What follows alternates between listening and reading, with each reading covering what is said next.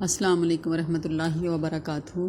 آج کا جو ہمارا ٹاپک ہے وہ بہت ہی اہم ہے، یعنی اولاد کی تربیت۔ اور اگر آپ بے اولاد ہیں تو اولاد کے لیے آپ یہ دعا کثرت سے مانگیں، انشاءاللہ تعالیٰ اللہ تعالیٰ آپ کو نیک اولاد سے نوازے گا۔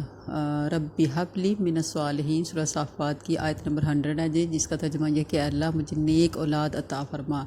ربی حب لی من الصالحین، ربی حب لی من الصالحین، اے اللہ مجھے نیک اولاد عطا فرما۔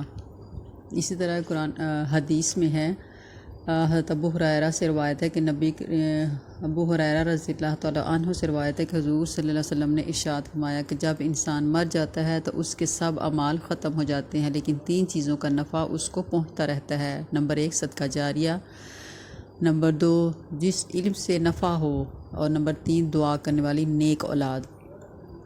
والدین ہمیشہ اپنی اولاد کی اچھی سے اچھی تربیت کے خواہش مند ہوتے ہیں۔ ان کی ہر ممکن یہی کوشش ہوتی ہے کہ وہ دنیا کی ہر نعمت سے اپنی اولاد کو خوشی اور سکون دیں، پھر اسی مقصد کے لیے وہ ساری زندگی محنت مشقت کرتے ہیں۔ اولاد کو کسی قابل کے لیے کار کے وہ مطمئن ہو جاتے ہیں۔ عموماً 2 طرح کی تربیت جو ہے وہ ہمارے سامنے آتی ہے۔ نمبر 1 جسمانی تربیت ہے، ذہنی اور اخلاقی تربیت ہے۔ اسی لیے اور یہ اللہ رب العزت کہ ہم پر دیکھیں بے شمار احسانات ہیں، ان میں عظیم ترین احسان دین کی سمجھ ہے۔ جو والدین اسلامی شعور رکھتے ہیں وہی والدین اپنی اولاد کے سچے ہمدرد اور محسن ہوتے ہیں، کیونکہ دونوں جہان کی فلاح کو سوچنے والے لوگ ہی دراصل کامیاب سمجھے جائیں گے۔ تو اس لیے اپنی اولاد سے محبت کرتے ہیں تو ان کی تربیت میں بھی کوشش کریں کہ اللہ تعالیٰ سے نیک اولاد طلب کرنے میں سب سے بڑی حکمت یہ ہے کہ نیک اولاد ہر دکھ سکھ تنگی ترشی میں مونس اور غمخوار رہتی ہے۔ زندگی کے ہر مشکل سے مشکل معاملات میں بھی وہ نہ صرف اپنے والدین اپنے بہن بھائیوں بلکہ ہر ایک کے کام آنا اپنا فرض سمجھتی ہے۔ اور سب سے بڑھ کر یہ کہ نیک اولاد اپنے والدین کے لیے صدقہ جاریہ ہے۔ نیک اولاد اپنے والدین کی زندگی میں اپنے ماں باپ کی آنکھوں کی ٹھنڈک ہوتی ہے۔ اس دنیا سے چلے جانے کے بعد یہی اولاد اپنے اور اپنے والدین کے لیے سکون کا باعث بنتی ہے۔ یہ بات سمجھ لینی چاہیے کہ سکون کا حصول بہترین تربیت میں پوشیدہ ہے۔ بہترین تربیت ہی زندگی کو جنت بناتی ہے اور آخرت میں جنت کا راستہ آسان کرتی ہے۔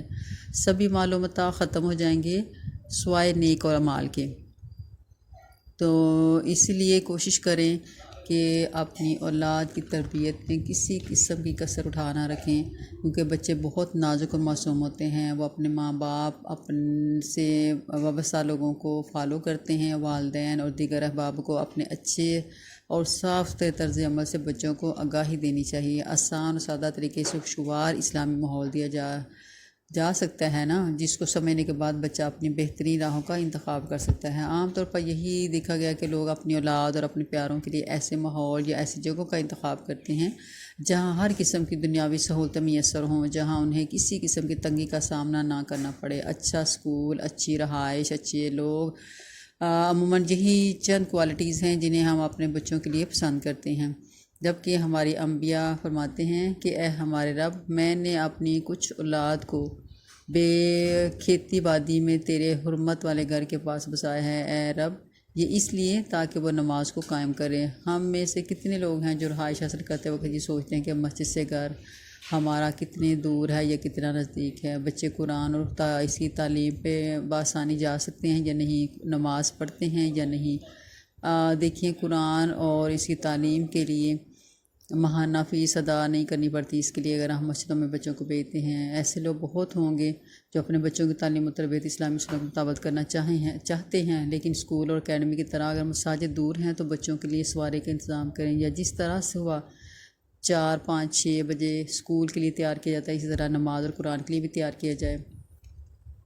شیطان نے روز اول سے یہ مشن لیا ہوا کوئی انسان کو بھٹکائے گا بہکائے گا۔ اللہ نے ہم انسانوں کی طرح ان کی خاطر اس نے انسان کو سجدہ کرنے سے انکار کر دیا۔ شیطان کو ابلیس خبیث کہا گیا، اور ہم اس کی پیروی ذوق و شوق سے کرتے ہیں، جو ہمارا اور ہمارے رب کا مشترکہ دشمن ہے، اور پھر ہماری دنیا اور عاقبت بگاڑنے کے بعد قیامت کے روز ہم ہی کو ملامت کرے گا اور کہے گا قال الانسان اکفر فلما کفر قال انی بریء منک انی اخاف اللہ رب العالمین۔ سورہ حشر کی آیت نمبر 16 ہے کہ انسان کو کفر پر آمادہ کرتا ہے، اور جب وہ کفر کر لیتا ہے تو کہتا ہے کہ میں تجھ سے بری ہوں، کہ مجھے رب العالمین کا خوف ہے۔ لمحہ فکری ہے کہ شیطان ہمارا ازلی دشمن برائی اور کفر پر آمادہ کرنے کے بعد حشر کے روز بری جمع ہو جاتا ہے اور ہم اس کے آمادہ کرنے پر نجات کب تک برائی اور کفر کرتے رہیں گے۔ ہمیں یہی سوچنا ہے کہ اگر اولاد نافرمانی کے ساتھ بے دین بھی رہ گئی تو دونوں جہانوں میں رسوائی ہے۔ یہ بھی یاد رکھیے کہ اعلیٰ دینی تعلیم و تربیت کی حامل اولاد نافرمان نہیں ہو سکتی۔ فرمانبردار اور نیک اولاد اللہ کا بہت بڑا انعام اور بہت بڑا احسان ہے۔ اپنی اولاد کے دل میں اللہ اور رسول صلی اللہ علیہ وسلم کی کم از کم اتنی محبت ضرور ڈالیے جتنی آپ اپنے لیے اپنی اولاد سے چاہتے ہیں۔ بیج بونا ہمارا کام ہے، پھل اللہ کا، اور اللہ ضرور دے گا انشاءاللہ۔ یاد رکھنا، یہ بھی ہمیں یاد رکھنا چاہیے کہ ہماری محبتیں، ہماری نفرتیں، ہماری غفلتیں غرض ہمارے کردار کی خامیاں اور خوبیاں ہی بچوں میں منتقل ہوں گی۔ ہمارے اعتبار کی بہتری ہماری اولاد کی بہتری کا سبب بنے گی۔ اللہ تعالی ہمیں دین پہ چلنے اور دین پہ استقامت دیں۔